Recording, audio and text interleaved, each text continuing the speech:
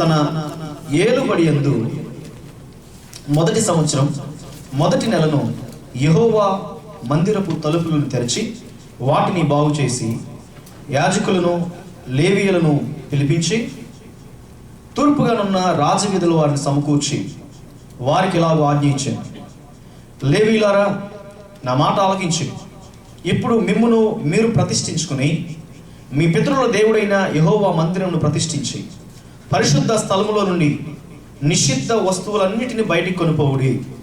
మన పితరులు ద్రోహులై మన దేవుడైన యెహోవా దృష్టికి చెడు నడతలు నడిచి ఆయనను విసర్జించి ఆయన నివాసమునకు పెడముఖము పెట్టుకుని దానిని అలక్ష్యము చేసిరి.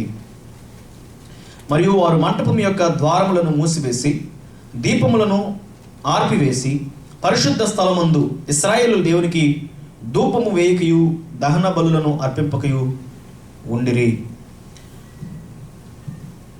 బైబిల్ గ్రంథంలో చాలా శ్రేష్టమైనటువంటి మాటలు మనం ధ్యానం చేస్తూ ఉన్నాం. ఈ రోజును కూడా ఈ నూతన సంవత్సరంలో ప్రవేశించిన మనము మరికొన్ని విషయాలు దేవుని యొక్క వాక్యం నుండి మనం ధ్యానం చేద్దాం. దేవుడి సన్నిధిలో ప్రార్థన చేస్తున్నప్పుడు ప్రభు నాకు ఇచ్చినటువంటి కొన్ని తలంపులు మీతో పంచుకోవాలని ఆశపడుతున్నా. దేవుని మాటలు ధ్యానం చేస్తుండగా అందరూ కూడా ప్రార్థనా పూర్వకంగా సిద్ధపడి ఈ మాటలు విందాం, దేవుని మాటలను ధ్యానం చేద్దాం. ఈ రోజున మనం ధ్యానం చేస్తున్నటువంటి ఒక అంశం ఏంటంటే first year, first month and first resolutions. Right, మొదటి నెల, మొదటి సంవత్సరం తీసుకోవాల్సినటువంటి నిర్ణయం. ఇది మొదటి నెలలో మనం ఉన్న మొదటి ఆదివారం, అంతే కదండి, first Sunday and first month of this year. కాబట్టి ఇప్పుడు మనం ఏం చేయాలి, ఎలాంటి నిర్ణయాలు తీసుకోవాలి, ఎలాంటి నిర్ణయాలు తీసుకుంటే మన జీవితాల్లో ఆశీర్వాదకరంగా ఉంటాయి, దేవుని వాగ్దానాలు మన జీవితాల్లో నెరవేర్చబడాలి అని అంటే మనం ఏం చేయాలి? కొన్ని విషయాలు క్లుప్తంగా దేవుని యొక్క వాక్యంలోని మనం ధ్యానం చేద్దాం. చాలా జాగ్రత్తగా ఈ మాటలు వినడానికి మీరు ప్రయత్నం చేయండి. సాధారణంగా మనం క్రొత్త సంవత్సరం వచ్చిందంటే చాలా రకాలైన రిజల్యూషన్స్ చేస్తాం, నిర్ణయాలు తీసుకుంటాం. దేవుని సన్నిధిలో మనం అది చేయాలి, ఇది చేయాలి అని చెప్పి కుతూహలంగా కొన్ని నిర్ణయాలు తీసుకుంటాం, కానీ వాటిని పాటించే విషయంలో అప్పుడప్పుడు వెనకం చేస్తూ ఉంటాం. మరి ఫ్రెష్గా 1-2 months బాగా చేస్తాం, కానీ కంటిన్యూషన్ అనేటువంటిది మన జీవితాల్లో చూడలేని పరిస్థితులు ఉంటూ ఉంటాయి. మనకున్నటువంటి బిజీ స్కెడ్యూల్స్ని బట్టి కానీ లేకపోతే ఉన్నటువంటి పరిస్థితులను బట్టి కొన్ని సందర్భాల్లో నెరవేర్చలేదు. కానీ దేవుని సన్నిధిలో మనం తీసుకున్న ప్రతి నిర్ణయాన్ని కూడా నెరవేర్చడానికి మనం ప్రయత్నం చేయాలి. ఒక తీర్మానం కనుక నీవు తీసుకుంటే క్రొత్త సంవత్సరంలో ఆ తీర్మానాన్ని క్రమం తప్పకుండా పాటించడానికి మనం ప్రయత్నం చేయాలి. దేవునికి స్తోత్రం కలుగును గాక. హల్లెలూయా. క్రమం లేని క్రైస్తవులకు కనని వినని కఠిన బాధలు అనేటువంటి మాట భక్తులు చెప్తూ ఉండేవారు. మరి అలాంటి క్రమాన్ని మనం కలిగి దేవుని సన్నిధిలో భయభక్తులుగా మనం తీసుకున్న నిర్ణయాలను, తీర్మానాలను నెరవేర్చడానికి ప్రయత్నం చేస్తూ ప్రభు సన్నిధిలో మనం మనస్ఫూర్తిగా ప్రార్థన చేయగలిగితే దేవుడు మనల్ని ఆశీర్వదించి ఆయన ఇస్తానన్న వాగ్దానాలను ఆయన తప్పకుండా ఇచ్చేటువంటి దేవుడు. యెహోవా యందు భయభక్తులు కలిగిన వారి చుట్టూ ఆయన దూతలు చెప్పండి, ఆయన దూతలు కావలిగా ఉండి వారిని రక్షించరు. అంటే యెహోవా యందు భయభక్తులు కలిగి ఉంటే అప్పుడు వారి దూతలు సంరక్షిస్తాయి. కాబట్టి మనం చేయాల్సిన పనులు కూడా కొన్ని ఉన్నాయి. ఆ విషయాన్ని మనం గ్రహించి ఈ నూతన సంవత్సరం అడుగుపెట్టి ఉండగా ఎలాంటి డెసిషన్స్ మనం తీసుకోవాలి అనేటువంటి మాటను మీతో పంచుకోవాలని నేను ఆశపడుతున్నాను. చదవబడినటువంటి వాక్య భాగాన్ని మీరు ఒకసారి ఆలోచన చేస్తే ఇక్కడ మనకి హిజ్కియా యొక్క జీవితాన్ని మనం చూస్తూ ఉంటాం. హిజ్కియా అనేటువంటి వ్యక్తి ఇశ్రాయేలుకు లేకపోతే యూదులకు 13వ రాజుగా మార్చబడి ఒక ప్రామినెంట్ కింగ్గా అతడు తన రాజ్యాన్ని పరిపాలించినట్లుగా చరిత్ర మనకి తెలియజేస్తూ ఉంది. హిజ్కియా యొక్క తండ్రి పేరు ఆహాజు. ఈ ఆహాజు ఒక రకంగా చెప్పాలంటే బ్యాడ్ క్యారెక్టరిస్టిక్స్ కలిగినటువంటి ఒక వ్యక్తి. యూదులకు రాజుగా ఉండి చెడు నడతను నడిచినటువంటి వ్యక్తిగా ఆహాజు మనకి మరి పరిచయం అవుతూ ఉంటాడు. అతని పేరు ఉన్నటువంటి అర్థం ఏంటంటే భక్త అన్నారు తెలుగులో. ఆ భక్త అనేటువంటి మాటకి అర్థం ఏంటంటే ఒక రకంగా మూర్ఖుడు, మూర్ఖమైన పనులు చేస్తూ ఉండేవాడు ఆహాజు. అలాంటి కడుపు నుంచి పుట్టినటువంటి వ్యక్తి హిజ్కియా. చూడండి ప్రభునందు ప్రియ దేవుని బిడ్డలారా, హిజ్కియా తన ఏలన ఆరంభించినప్పుడు 25 ఏండ్ల వాడై 29 సంవత్సరములు యెరూషలేములో ఏలెను. 25వ సంవత్సరంలో హిజ్కియా తన రాజరికాన్ని తీసుకున్నాడు. దేవునికి స్తోత్రం కలుగును గాక. చెప్పాలి హల్లెలూయా. ఎన్ని సంవత్సరాలకు రాజుగా అయ్యాడండి? 25 యంగ్, 25 years కి తన రాజుగా మార్చబడ్డాడు. దేవుడు ఎన్నుకున్న విధానం అది. దేవుని యొక్క శక్తి గొప్పది. దేవుడు ఎన్నుకున్నటువంటి బిడ్డలను ఆయన వాడుకునేటువంటి దేవుడు. అతి తక్కువ వయసులో ఎన్నుకున్నా సరే కావలసిన జ్ఞానాన్ని ప్రభు అనుగ్రహిస్తాడు. దేవునికి స్తోత్రం కలుగును గాక. దావీదును దేవుడు చిన్న వయసులో ఎన్నుకున్నాడు, కావలసిన జ్ఞానాన్ని అనుగ్రహించాడు. అటు రీతిగానే ఇశ్రాయేల్ రాజులు, చాలా మంది చిన్న రాజులు ఉన్నారు, కానీ వారు రాజ్యాన్ని పరిపాలించేటువంటి ఆధిక్యత వారికి ఎక్కడి నుంచి వచ్చిందంటే దేవుడు వారికి ఆ ఆధిక్యతను, ఆ జ్ఞానాన్ని ఇచ్చాడని దేవుని గ్రంథం నుంచి మనం నేర్చుకోవచ్చు. కాబట్టి నువ్వు చిన్నవాడు అని, నువ్వు బలహీనుడు అని, లేకపోతే నీ దగ్గర అది లేదు ఇది లేదని ఎప్పుడు కూడా నువ్వు కృంగిపోవాల్సిన పని లేదు. దేవుడు కనుక నీతో ఉంటే నువ్వు ఎంతటి కార్యాలను చేయగలవు. దేవునికి స్తోత్రం కలుగును గాక. 2016వ సంవత్సరంలో దేవుడు కనుక మనతో ఉంటే బలమైన కార్యాలు మనం చేస్తాం. దేవునికి స్తోత్రం కలుగును గాక. హిజ్కియాను దేవుడు ఎన్నుకున్నాడు. 25వ సంవత్సరంలో రాజుగా మార్చినటువంటి వైనాన్ని మనం చూస్తూ ఉంటాం. అతను తన పితరుడు దావీదు చర్య అంతటి ప్రకారము యెహోవా దృష్టికి యథార్థముగా ప్రవర్తించెను. He was very righteous. యథార్థముగా దేవుని సన్నిధిలో ఆయన ముందుకు వెళ్తున్నటువంటి వైనాన్ని మనం నేర్చుకోవచ్చు. ఆ తర్వాత అతడు తన ఏలుబడి యందు మొదటి సంవత్సరము మొదటి నెలన ఆయన చేసిన పనులు కొన్ని ఉన్నాయి.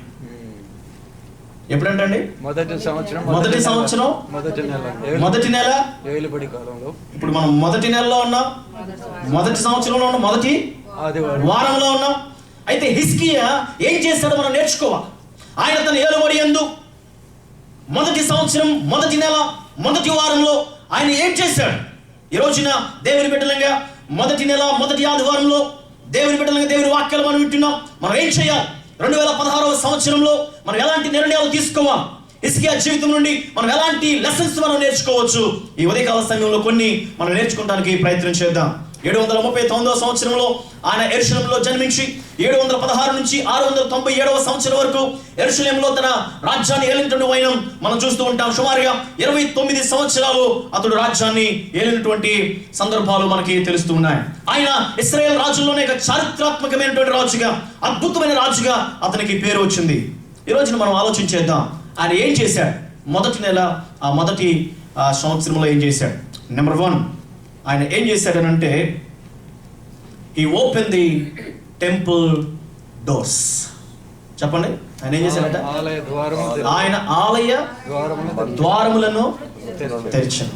he opened the temple doors. అదే చూస్తాం 29వ అధ్యాయము 29వ అధ్యాయం 3వ వచనం. అతడు తన ఏలుబడి యందు మొదటి సంవత్సరము మొదటి నెలను యెహోవా మందిరపు తలుపులను తెరచి వాటిని బాగు చేశాడు. He opened the temple doors. Ahaz ఏం చేశాడో తెలుసండి? మూసేశాడు. టెంపుల్ డోర్స్ మూసేశాడు. ఒకసారి 28వ అధ్యాయం తీయండి. 28వ అధ్యాయంలో 23 నుంచి, ఎట్లనగా సిరియా రాజుల దేవతలు వారికి సహాయము చేయుచున్నవి గనుక వాటి సహాయము నాకును కలిగినట్లు నేను వాటికి బలులు అర్పించదు అనుకుని తన్ను ఓడించిన దమస్కు వారి దేవతలకు బలు అర్పించను. అయితే అవి అతనికి ఇశ్రాయేలు వారికి నష్టమునికి హేతువులాయను. ఆహాజు దేవుని మందిరపు ఉపకరణములను సమకూర్చి వాటిని తెగగొట్టించి యెహోవా మందిరపు తలుపులను మూసివేయించి యెరూషలేమునంతటా బలిపీఠములను కట్టించాడు. ఆహాజ్ ఏం చేశాడండి? టెంపుల్ డోర్స్ క్లోజ్ చేశాడు, మందిరం తలుపులు మూసేశాడు. అంత మాత్రమే కాకుండా మందిరంలో ఉన్నటువంటి ఉపకరణాలని తీసుకువెళ్ళి ఆ యెరూషలేము అందంతటా కూడా బలిపీఠాలు కట్టించాడంట. ఏ బలిపీఠాలు తెలుసా? అన్య దేవతల బలిపీఠాలు. దేవుని గుడిలో ఉన్నటువంటి సొమ్ముని తీసుకువెళ్ళి అన్య దేవతల బలిపీఠాన్ని కట్టించాల్సినటువంటి మూర్ఖమైన పనులు చేశాడు. అందుకని అతని పేరే మూర్ఖుడు అని పెట్టారు. ఆజుకున్నటువంటి పేరే మూర్ఖపు పనులు చేసేవాడు. మందిరాన్ని క్లోజ్ చేయడం మాత్రమే కాకుండా మందిరపు సొమ్మును తీసుకువెళ్ళి భయంకరమైనటువంటి కార్యకలాపాలు చేయటానికి ఆయన తీర్మానం తీసుకున్నాడు. పిల్లరా, బైబిల్లో మనం చూస్తూ ఉంటాం, అతనికి యెహోవా అతని మీద కోపం కలిగి ఉన్నాడట. అతను యెహోవాకి కోపం పుట్టించిన మాట ఉంది. యెహోవాకు కోపం పుట్టించే పనులు మనం ఏమి చేయకూడదు. ఎందుకంటే యెహోవా కోపం వచ్చిందంటే మనం మోసపోకడి. దేవుడు నువ్వు దేవుని ఎక్కిరించలేవు. దేవుని నువ్వు ఎక్కిరించలేవు. దేవునికి కొన్ని సందర్భాలు మనం కోపం తెచ్చే పనులు చేస్తూ ఉంటాం. ఇంకా దేవుడు కృప కలిగిన వాడు కాబట్టి కృపను కృమరిస్తూనే ఉన్నాడు. ఆయన కనుక కోపం వచ్చిందంటే కోపాన్ని తట్టుకోలే. ఆయన కోపము నిమిషము మాత్రమే ఉండును, ఆయన దయ చెప్పాలి. ఆయన దయ అంటే కోపం ఉందా లేదు? ఆయన కోపము నిమిషం మాత్రమే ఉంటుంది. నిమిషం చాలండి సొదొమ గొమొర్రా నాశనం అయిపోవడానికి. ఒక సెకండ్ జాబ్ మోషే ఏమన్నాడు తెలుసా? ద్రోహులారా అనే మాట అన్నాడు. కనాను దేశాన్ని స్వతంత్రించుకోలేని పరిస్థితి వచ్చింది. ఆయన కోపం వస్తే మానవుడు తట్టుకోలేడు. ఆయన కోపం ముందు ఆహాజు నిలబడలేకపోయాడు, చనిపోయాడు అంతే. నూతన సంవత్సరంలో దేవుని ప్రేమించి దేవుని దగ్గర నుంచి ఒక ఫేవర్ని పొందుకునేటువంటి పనులు చేయడానికి ప్రయత్నం చేయి, కానీ దేవునికి కోపం తెప్పించే పనులు చేయొద్దు. మాట్లాడికి తండ్రి కోపం వస్తే ఏం చేస్తాడు తెలుసా? రే వెళ్ళమాకరా అంటాడు, వెళ్తానే ఉంటాడు, వెళ్ళొద్దు అంటాడు. 2-3 టైమ్స్ చెప్తాడు, మూడోసారి మాత్రం నైస్ బీటింగ్స్ పడతాయి అంతే. దేవునికి కోపం వచ్చేదాకా మనం పనులు చేయటం అనేటువంటిది మంచి పద్ధతి కాదు. అననీయ సఫీరాలు చేయరాని తప్పులు చేశారు, కోపం రానే వచ్చింది, తమ జీవితాలు పోగొట్టుకున్నారు. గెహాజీ జీవితంలో మీరు ఆలోచన చేస్తే కోపం వచ్చింది, అతని జీవితంలో భయంకరమైనటువంటి అనారోగ్యాన్ని తీసుకొచ్చుకున్నాడు. దేవునికి కోపం వచ్చే పనులు మనం చేయకూడదు. చూడండి, మనకున్న సమస్తాన్ని బట్టి మనం ప్రభువుని స్తుతిస్తూ మంచి మంచి నిర్ణయాలు తీసుకుని దేవుని సన్నిధిలో ముందుకు వెళ్ళవలసిందిగా నేను మనవి చేస్తూ దేవుని యొక్క మాటలకు వెళ్ళాలని ఆశపడుతున్నాను. చూడండి, ఇక్కడ ఆయన చేసినటువంటి పని ఏంటంటే ఓపెన్ ది టెంపుల్ డోర్స్. మరి మనం కూడా నూతన సంవత్సరంలో అడుగుపెట్టి ఉండగా ఈ దేవాలయపు తలుపులు తెరవాలి. ఏం చేయాలంటే దేవాలయపు తలుపులు తెరవాలి. నిజమే, బైబిల్ గ్రంథం ఏం సెలవిస్తుందంటే, నేను గడిచిన వారంలో కూడా ఒక మాట మీతో చెప్పడం జరిగింది. గుడి గోడలలో లేడు దేవుడు, గుండె గుడిలో ఉన్నాడు చూడు. బడి బండలలో లేని దేవత బ్రతుకు బడిలో ఉన్నాడు చూడు. ఆత్మస్వరూపి నీలో దేవుడు, ఆత్మతో సత్యముతో ఆరాధించు.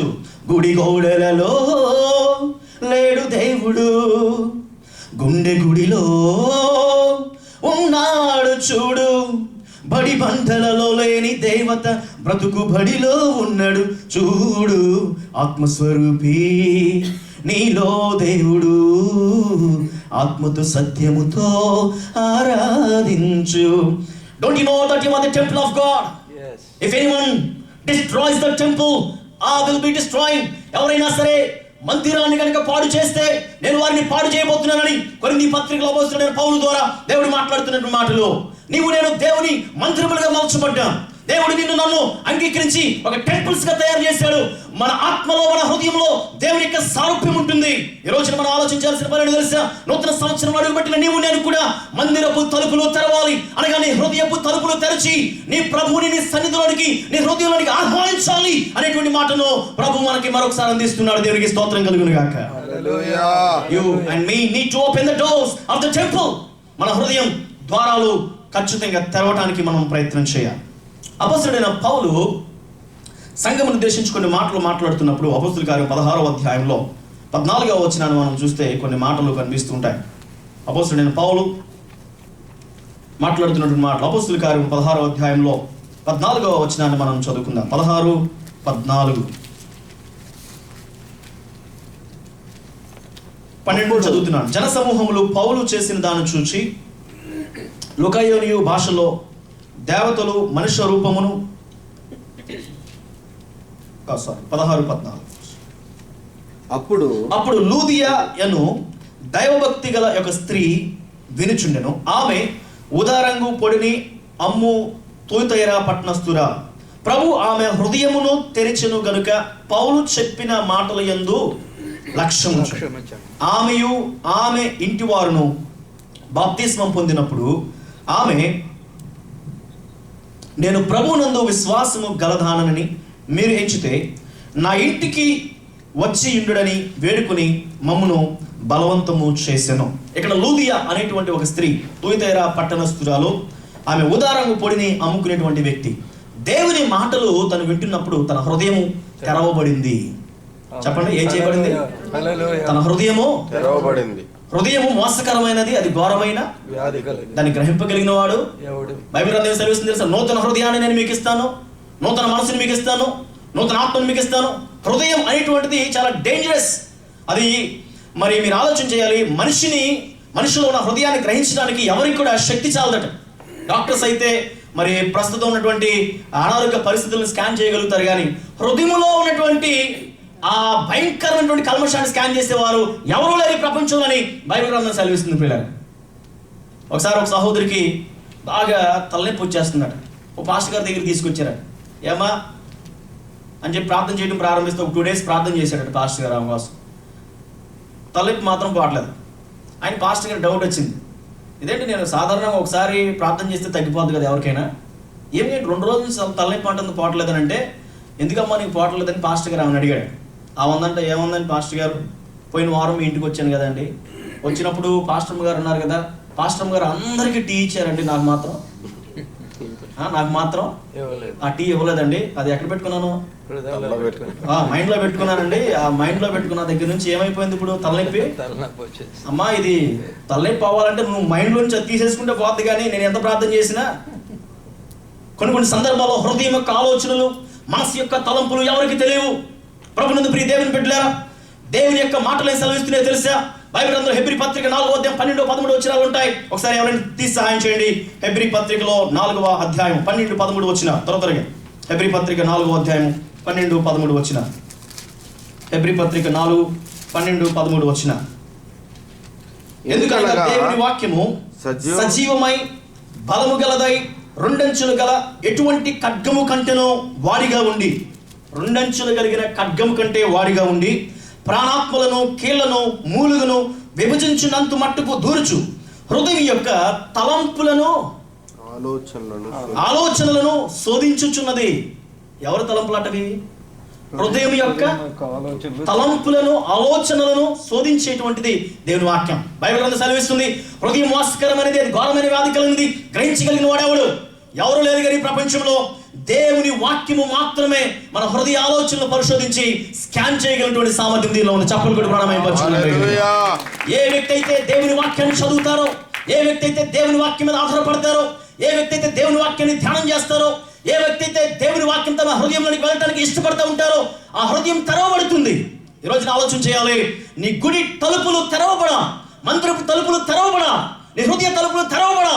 హృదయ శుద్ధి గల వారు ధన్యులు, వారు దేవుణ్ణి చూచెదరని దేవుని లేఖనం సెలవిస్తూ ఉండగా, నూతన సంవత్సరం అడుగుపెట్టి నీవు నీ హృదయంలో యేసయ్యకి స్థానం ఇచ్చావా? చిన్నప్పుడు రవి హృదయం అనే ఒక ట్రాక్ ఉండేది, మీకు ఎంతమంది గుర్తుందో లేదో నాకు తెలియదు, కానీ రవి హృదయంలో నుంచి వచ్చి కొన్ని రకరకాల జంతువులు వస్తూ ఉండే హృదయం నుండి. అవునండి, ఆ హార్ట్ ఒకటి ఉంటుంది, రెడ్ చిన్న ట్రాక్ ఉండేది. మేము గాస్పల్ ట్రాక్స్ డిస్ట్రిబ్యూట్ చేస్తున్నాం, చూసారా కదండి.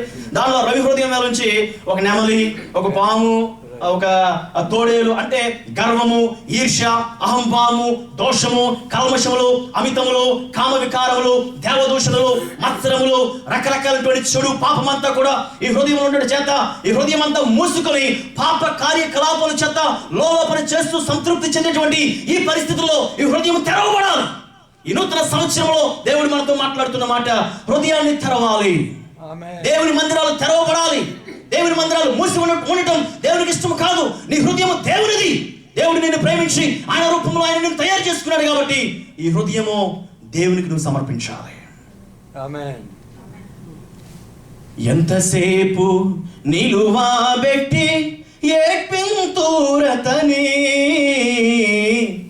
ఎంతసేపు నిలువబెట్టి ఏడ్పింతురతని, ఆతడెంతో దయతో తట్టుచున్న దిప్పుడు మిమ్ములను, ఆతడెంతో దయతో తట్టుచున్న దిప్పుడు మిమ్ములను, హృదయమనెడు తలుపు నొద్ద యేసునాదుండు, హృదయమనెడు తలుపు నొద్ద యేసునాదుండు, నిలచి సదయుడనుచు తట్టుచున్న సకల విధములను, నిలచి సదయుడగుచు తట్టుచుండు సకల. ఎంతసేపు నిలబడతావు నీ యేసయ్యను నీ ద్వారం దగ్గర? ఎంత కాలము ఆయన నిలబెడతాం? చాలా సందర్భాల్లో డెలివరీ బాయ్స్ వస్తూ ఉంటారు, చైనీస్ ఫుడ్ కానీ మెక్సికన్ ఫుడ్ కానీ ఆర్డర్ చేసినప్పుడు చక్కగా సైకిల్ వేసుకుని పార్సల్ తీసుకుని మన ఇంటికి వచ్చేసి నిలబడతారు, కాలింగ్ బిల్ నొక్కుతూ ఉంటారు. కొంతమంది అరగంట సేపు కాలింగ్ బిల్ నొక్కిన లోపల నుంచి బయటగా ఉంటారు. ఆర్డర్ అక్కడే ఉంటుంది, ఆడికి ఏం చేయాలో అర్థం కాదు. కొంతమంది ఆర్డర్స్ పిలుస్తూ ఉంటారు.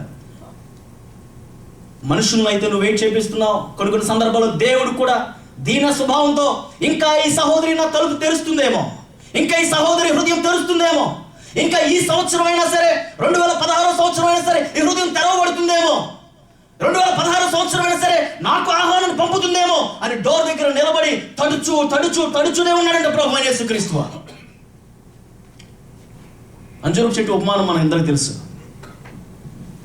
అంజూరపు చెట్టు దాని లక్షణాలు ఏంటంటే మంచి ఫలాలు ఫలించాలి. దాని లక్షణం ఏంటంటే అది స్వస్థపరచడానికి ఆయుధంగా మార్చబడింది. దాని లక్షణం it is fig that can be revive the person. ఇలాంటి లక్షణాలు కలిగినటువంటి అంజూరపు చెట్టు దగ్గరికి వెళ్ళి యజమానుడు చూస్తే కాయలు లేవు. వెంటనే అతను పిలిచి అన్నాడు, దీన్ని ఎందుకయ్యా అనవసరంగా 2 సంవత్సరాలు, 2015 సంవత్సరాలు చూస్తున్నాం, చాలా సంవత్సరాలు ఇచ్చాం, దీన్ని తీసే 2016 జనవరిని తీసే, కట్ చేసే, మనకు విడోలు బాగుందట్లా.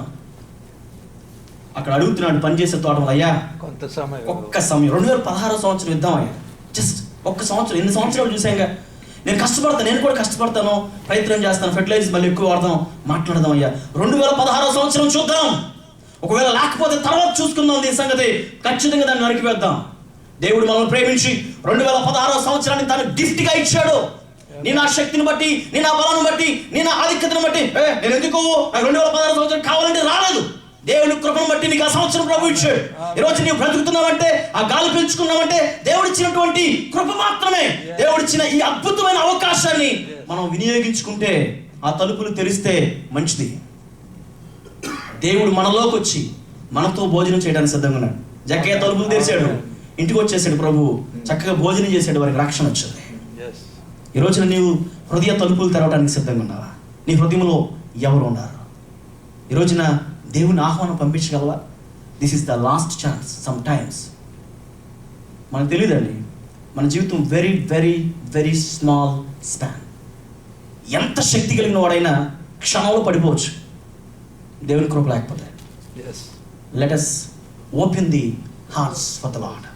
ఈ హృదయం దేవునిది. ఈ హృదయంలో ప్రభు స్థానాన్ని పదిలపరుచుకుని ఉండాలి.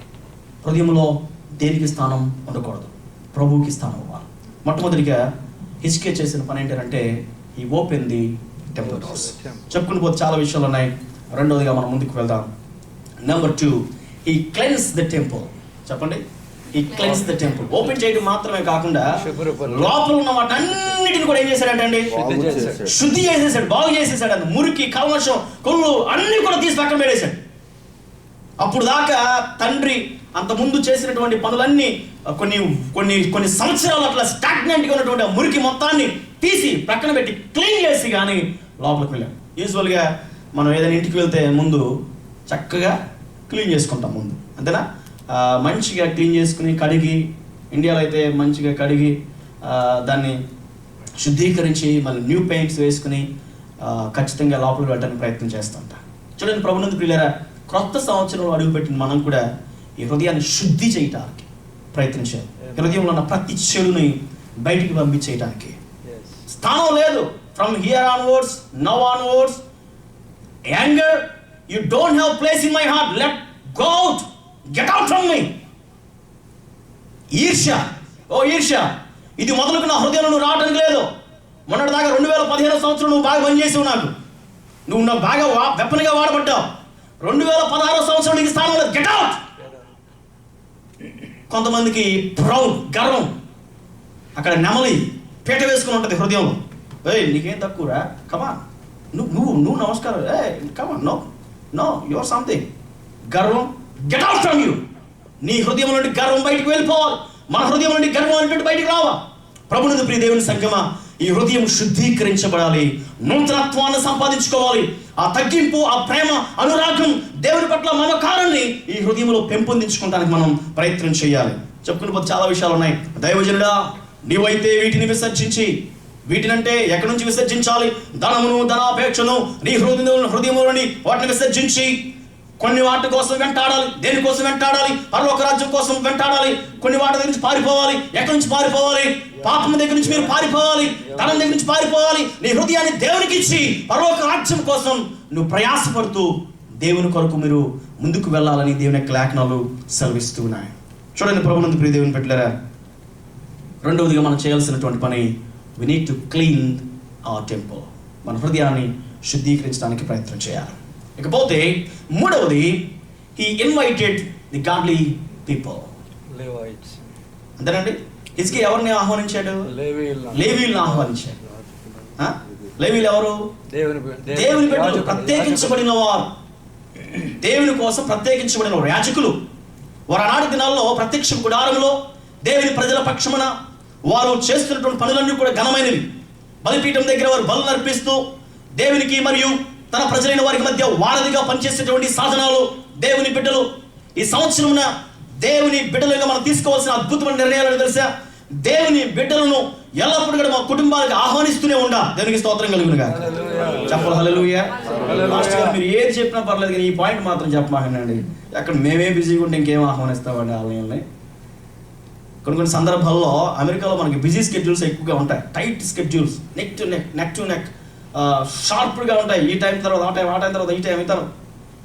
దేవుని బిడ్డలు మీ కుటుంబాలకు రావటం కూడా ఆశీర్వాదం. దేవునికి స్తోత్రం కలుగునుగా. ఏ కుటుంబంలో అయితే దేవుని బిడ్డలు తమ చేతులు కడుగుతారో ఆ కుటుంబంలో సమృద్ధి ఉంటుంది, వారికి ఆశీర్వాదం ఉంటుంది, పొంగి పొరులుతూ ఉంటుంది. బైబిల్లో చాలా ఉదాహరణలు ఉన్నాయి. దేవుని బిడ్డలు ఏ గృహాన్ని అయితే దర్శిస్తారో, దేవుని బిడ్డలు ఏ గృహంలో అయితే ప్రార్థనలు చేస్తారో, దేవుని బిడ్డలు ఏ గృహం నిమిత్తం అయితే యాచనలు చేస్తారో ఆ గృహం పొంగి పొరులుతూ ఉంటుంది, ఆ గృహం సమృద్ధి జీవంతో ఉంటుంది, ఆ గృహం నిండుగా ఉంటుంది, ఆ గృహంలో లోటే ఉండదు. దేవునికి స్తోత్రం కలుగునుగా.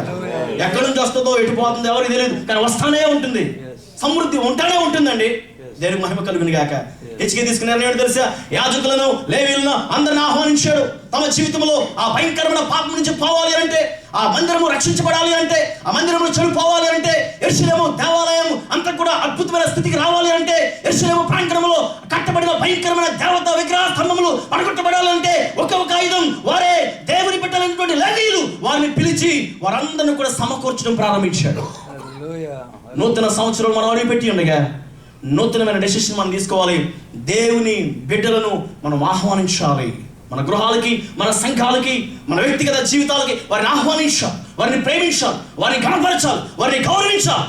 కొన్ని సందర్భాల్లో దేవుని బిడ్డలు అంటే చాలా మందికి లక్ష్య పెట్టరు. ఏముందిలేండి, చులకనగా ఉంటుంది. ఆ పాస్టర్ అయితే వేయండి పర్లేదు. దేవుని బిడ్డలను నువ్వు ఎప్పుడైతే గౌరవించడం ప్రారంభిస్తావో నువ్వు దేవుణ్ణి గౌరవించినట్లే. They are represents of God. వారు దేవుని వాక్యాన్ని ప్రచారం చేసేటువంటి బిడ్డలు.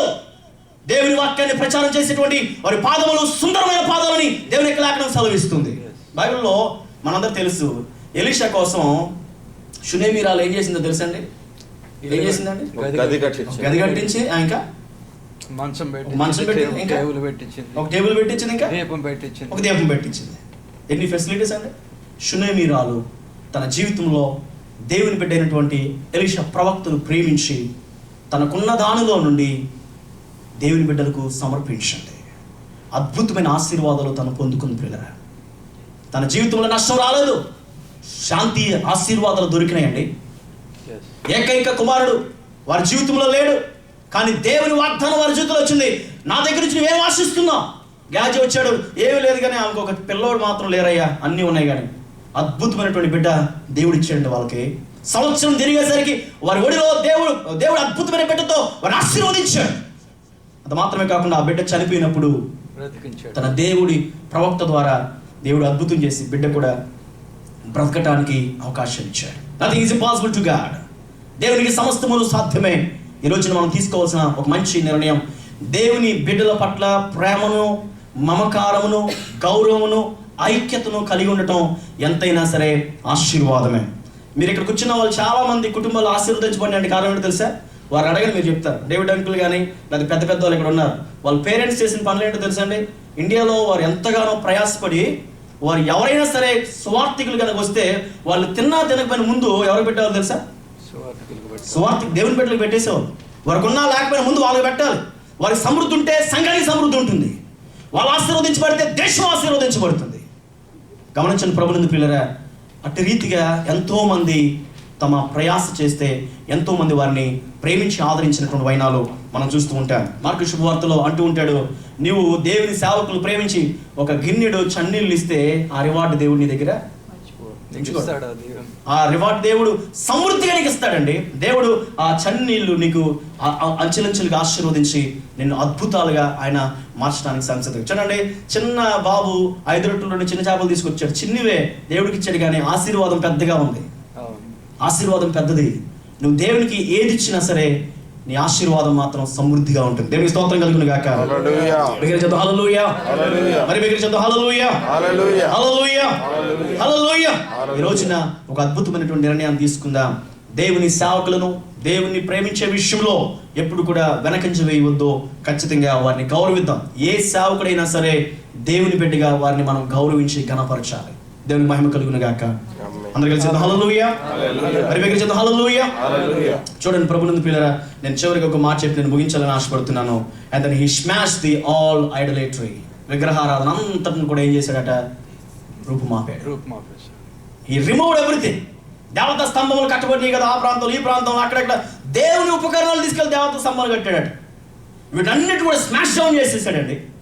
ఎవరి ద్వారా? లేవీలు పిలిపించి ఆ ఉపకరణములన్నిటినీ వాడి ఆ స్మాష్ డౌన్ చేసి వాటన్నిటిని కూడా ఐడల్స్ని పడగొట్టిన వైనాన్ని మనం చూస్తూ ఉంటున్నాం. ఈ రోజున మన జీవితంలో ఉన్నటువంటి ప్రతి విగ్రహారాధన కూడా బయటికి వెళ్ళాలి. విగ్రహారాధన అనేటువంటిది దేవునికి ఇష్టమైనటువంటి పని కాదు. నీ దేవుడైనా యెహోవాను నేనే, నేను తప్ప వేరొక దేవుడు నీకుండకూడదు. పైన ఆకాశం అందే గాని, క్రింద భూమి ఎందే గాని, భూమి క్రింద నేల ఎందే గాని ఏ రూపమైనను నువ్వు చేసుకోకూడదు, నువ్వు పూజించకూడదు, నువ్వు మొక్కకూడదు, నువ్వు ఆరాధన చేయకూడదు. నేనే యెహోవా, I am that I am, జీవము కలిగినటువంటి దేవుణ్ణి. చూడండి ప్రభునందు ప్రియ దేవుని బిడ్డలారా, సమస్తమైనటువంటి విగ్రహారాధన నుంచి బయటకు రావాలి. ప్రభుని నమ్ముకుని దేవుని కోసం మనం నిలబట్టడం ప్రయత్నం చేయాలి. ఈ రోజున మరొకసారి మీతో పంచుకోవాలని ఆశపడుతున్నాను. నీ కోసం, నా కోసం తన ప్రశస్తమైన ప్రాణాన్ని కలువరిలో పెట్టిన ఏకైక వ్యక్తి ప్రభు అయిన యేసుక్రీస్తు వారు. ఆయనే ఏకైక దేవుడు, ఆయన గొప్ప దేవుడు. ఆయన మనం ఆరాధన చేసి ఘనపరచాలి. ఈ రోజున నీ హృదయంలో ఆ యేసయ్యకు స్థానం ఇవ్వాలి. చూడండి ప్రియులారా, మీరు చాలా మంది అనుకుంటున్నారు, మరి మేము ఎక్కడ విగ్రహారాధన చేస్తున్నామండి, మాలో ఎక్కడ విగ్రహాలు ఉన్నాయండి, మేము ఆల్రెడీ ప్రభువుని నమ్ముకున్నాం. We open the door. చాలా మంది మన జీవితంలో కూడా కొన్ని విగ్రహాలు ఉంటాయి. Greed of money can be considered as a idol, and sexual immorality can be considered as a idol, and then power and position for the leadership can be considered as an idol. ఆలోచన చేయాలి. ఈ మూడు విషయాలు కూడా కొన్ని idols మనలో ఉంటూ ఉంటాయి. కొంతమంది జీవితంలో గ్రీడ్ ఫర్ మనీ, ఇక వారు ఏది పట్టించుకోరు. ధనమే ధనమే ధనమే. నువ్వేం చేస్తున్నావు, ఎందుకు బ్రతుకుతున్నావు? ధనం కోసమే బ్రతుకుతున్నావు. చూడండి పిల్లరా, ధనం నీకు శాశ్వతం కాదు. బ్రతకటానికి ధనం కావాలి, కానీ ధనానికి నువ్వు దాసులు అయిపోవద్దు. ధనం నువ్వు ఏ విధంగా వాడాలో అట్రీతిగా వాటని ప్రయత్నం చేయాలి. ధనాన్ని ప్రేమించి ఆఖరికి శాపాలు తెచ్చుకున్న వారు బైబిల్లో చాలా ఉదాహరణలు మనకు కనిపిస్తున్నాయి. ధనమే అన్నిటికీ మూలం కాదు పిల్లరా. ధనం అనేటువంటిది బ్రతుకు కావాలి, కానీ ధనాన్ని ప్రేమించి నాశనాన్ని తెచ్చుకోవద్దు. కానీ ఈ రోజున ఒకవేళ ధనాపేక్ష అనేటువంటి ఐడల్ నీ హృదయంలో ప్లేస్ చేసుకుంటే యేసు నామములో ఆ ధనాపేక్ష పోవును గాక. హల్లెలూయా. సెక్సువల్ ఇమ్మొరాలిటీ చాలా జాగ్రత్తగా ఉండాలి. యవ్వన బిడ్డలైన వారంగా మనము ప్రత్యేకంగా చాలా మంది జీవితాల్లో ఈ ప్రాబ్లం చేత రకరకాలైనటువంటి అనారోగ్యాలు గురి తెచ్చుకుంటున్నారు. We have to be very very careful. తర్వాత పవర్ అండ్ పొజిషన్. చాలా మందికి నాయకత్వం గురించినటువంటి లక్షణాలు, మేము ఉండాలి గొప్ప, మేము చేయాలి ముందు, రకరకాలైన ఆలోచనలు, ఇవన్నీ కూడా it can be lead us into the idolatry. దాన్ని ప్రేమిస్తే జాగ్రత్త. ఈ రోజున మనము ఆ ఐడల్స్ అన్నిటిని కూడా పగలగొట్టాలి. ఈ 4 పనులు ఆయన చేశారండి. ఒకటేమో he open the temple doors, number 2 he cleansed it or he repaired it, and number 3 he called the Levites or godly people, number 4 with the help of the godly people he smashed down all the విగ్రహాలన్నిటిని ఆయన పడగొట్టేశారు. ఈ రోజున మొదటి నెల, మొదటి సంవత్సరంలో, మొదటి ఆదివారంలో నీవు ఈ 4 లక్షణాలు కలిగి ఉండడానికి ఇష్టపడుతున్నావా?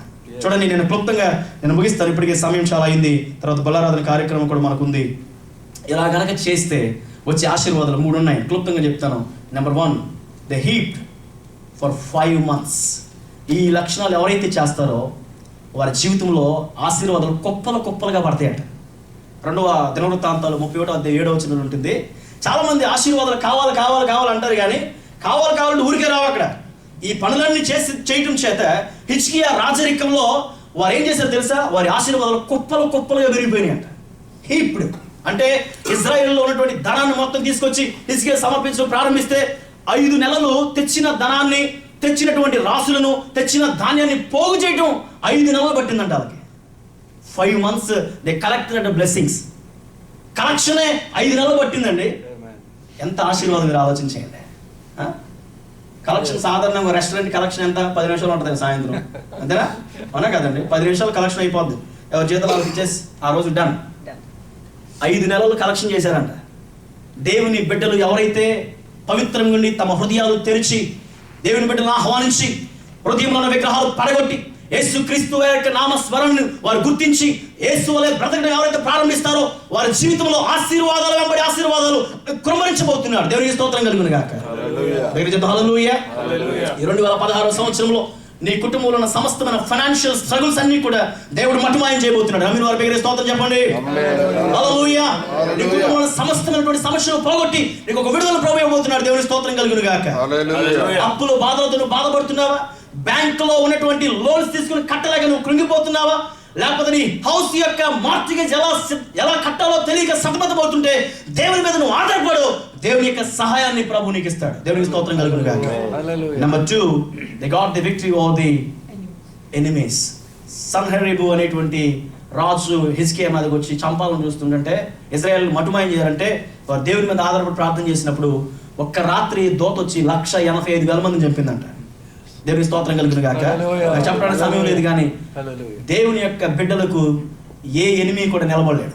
సాతాను ఎక్కడైనా టచ్ చేద్దాం, పడగొడదాం, ఎక్కడైనా సరే లూజ్ దొరుకుద్దాం వద్దాం అని అనుకుంటాడు కానీ వాడి ఆటలు సాగవు. ఖచ్చితంగా దేవుని బిడ్డలదే విజయం. The battle belongs to the Lord. దావీదు గెలిచాడు, గొలియాతు గెలిచాడు అండి. దావీదు చిన్నోడా, గొలియాతు చిన్నోడా? కానీ దేవుడు పెద్దోడు. దేవుని స్తోత్రం కలిగిన గాక. దేవుడు పెద్దోడు. మీ దేవుడు గొప్ప దేవుడు. మీ పక్షాన రాజ్యమాడతాడు. 185,000 మంది ఇశ్రాయేలు మీదకి వస్తుంటే గడగడలాడిపోతున్నారు. హిజ్కియా ఏం చేయాలో అర్థం కావట్లేదు. మోకరించి ప్రార్థన చేశాడు, స్తుతులు చేయడం ప్రారంభించాడు. దూత వచ్చి 185,000 మంది ఒక రాత్రి చంపేసిందండి. దేవుని బిడ్డలుగా మీరు ఎప్పుడైతే తమ జీవితాలను దేవుని సమర్పించుకుంటారు ఈ కార్యాలు చేస్తారు. చివరిగా హిజ్కియా యొక్క లైఫ్ ఎక్స్టెండ్ అయిపోయింది. 15 సంవత్సరాలు పెరిగింది. 15 years. బ్లెస్సింగ్. ఏం చేశాడు ఆయన? విగ్రహాలు పడగొట్టాడు. ఏం చేశాడు? దేవుని బిడ్డలు ఆహ్వానించాడు. ఏం చేశాడు? మందిరాన్ని తెరిచి క్లెన్స్ చేశాడు. 3 ఆశీర్వాదాలు కుప్పలు కుప్పలుగా నీ కుటుంబంలో ఆశీర్వాదాలు పడతాయి. 2016 సంవత్సరంలో నీకు శత్రువు మీద నీకు విజయం వస్తుంది. నీకు దేవుడు మంచి ఆరోగ్యాన్ని ఇచ్చి సమృద్ధినిచ్చి నీకు మరలా 2017 సంవత్సరం అడుగు పెట్టేంత వరకు కూడా తన కృపలో నేను భద్రపరుస్తాను. ఇటు రీతిగా మొదటి నెల, మొదటి సంవత్సరం, మొదటి రెజల్యూషన్స్ అయ్యా నా హృదయం నీకు ఇస్తాను. ఈరోజు నీ హృదయం ప్రభువుకి ఇవ్వగలవు సహోదరి. నీ హృదయాన్ని ప్రభువుకి, మనుషులు కాదు, ఆ విగ్రహాలకు వాళ్ళకి కాదు, ప్రభువుకు నీ హృదయం దేవునికి కావాలి. నీ కోసం చచ్చిపోయింది నీ ప్రభు. ఈ ప్రపంచంలో నీ కోసం ఒక $10 కూడా ఇచ్చేవాళ్ళు ఎవరు ఉండరు. ప్రభు ఇస్తాడు. ప్రభు నీ కోసం తన ప్రాణాన్ని ఇచ్చాడు. ప్రభువుకి నీ హృదయం కావాలి. ఈరోజు ఎన్నాళ్ళు ఉంటావు నువ్వు బాప్తిసం తీసుకోకుండా? ఎన్నాళ్ళు జీవిస్తావు ఆ విగ్రహారాధనలో? ఎన్నాళ్ళు జీవిస్తావు ఆ త్రాగుడులో? ఎన్నాళ్ళు జీవిస్తావు భయంకరమైన వ్యభిచారంలో? ఎన్నాళ్ళు జీవిస్తావు ఇంకా భయంకరమైన పాపపు కోపులు? ఈ రోజున నీ హృదయం ప్రభువుకి ఇవ్వగలవా? మొదటి నెలలో, మొదటి వారంలో నీ హృదయం ప్రభువుకి. ప్రభువు నీ హృదయం కావాలి. The man will look at the outward appearance, but my God will look at the inward appearance. నీ హృదయం ప్రభు కావాలి. చిన్న ప్రార్థన చేయగలుగుతావు సహోదరి, సహోదరుడా? తలలో వచ్చిన కళ్ళు మూసుకోవాలి. హిజ్కియా తన జీవితంలో చేసిన పని, the right thing that he did. He just dedicated his life and he became a king. ఈరోజు నీ హృదయంలో ఏమున్నాయి? మన హృదయాలు ఏముంటున్నాయండి? అసూయ, మోసమా, క్రోధమా? నీ హృదయం ప్రభు కావాలండి. God needs your heart. Just open the doors. దేవుని వాక్యాన్ని నువ్వు విన్నావు. దేవుని వాక్యంలో స్థానాన్ని నువ్వు.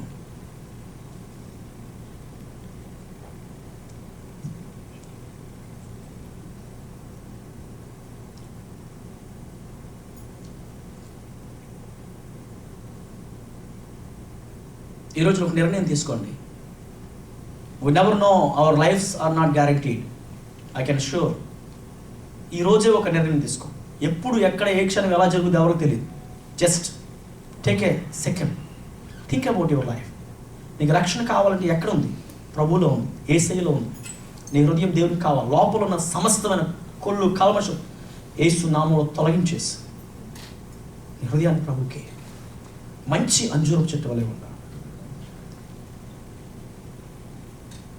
సమయాన్ని వృధా చేయొద్దండి. బాప్తిసం వచ్చే నెలలు తీసుకుందాంలే, ఆ నిదానంగా సమ్మర్లో తీసుకోవచ్చులే కాదు. ఈరోజు ప్రభు నీతో మాట్లాడితే యు టేక్ ద డెసిషన్. రేపు నీది కాదు, ఈరోజే, ఈ క్షణమే. దేవుడు నిన్ను ప్రేమించిన ఆధిక్యత, దేవుని వాక్యాన్ని విన్నా నీ ప్రభు నిన్ను సొంత రక్షకుని ఇప్పుడే అంగీకరించాలి.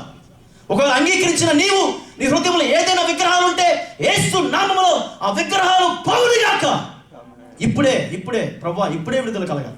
ఎప్పుడో కాదు. ఇప్పుడు బయటికి వెళ్తే పరిస్థితులు ఎలా ఉంటే తెలియదు. Just take the decision.